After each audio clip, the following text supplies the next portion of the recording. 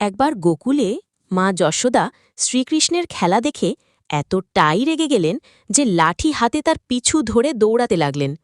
কৃষ্ণ মায়ের ক্রোধ থেকে বাঁচতে বাঁচতে এক কুমারীর কুঁড়ে ঘরে পৌঁছলেন।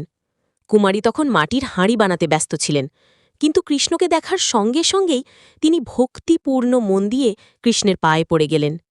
কৃষ্ণ কুমারীর কাছে বললেন, কুমারীজি, মা খুব রেগে আছেন, লাঠি হাতে আমার পিছু ধরছেন, দয়া করে আমাকে কোথাও লুকিয়ে দিন। কুমারীর সঙ্গে সঙ্গে বড় এক হাঁড়ির নিচে কৃষ্ণকে লুকিয়ে দিলেন। কিছুক্ষণ পর মা যশোদা সেখানে এসে রাগের সঙ্গে জিজ্ঞেস করলেন, কুমারী, তুমি কি আমার গোপালকে কোথাও দেখেছ? কুমারী ভক্তি ভরে উত্তর দিলেন, না মা, আমি তাকে দেখিনি। মা চলে গেলেন, কিন্তু হাঁড়ির ভিতর লুকিয়ে থাকা কৃষ্ণ সব শুনছিলেন। তখন তিনি কুমারীর কাছে বললেন, কুমারীজি, মা চলে গেলেন, এখন আমাকে বের করুন। কুমারী হাসি দিয়ে বললেন, প্রভু, আমি আপনাকে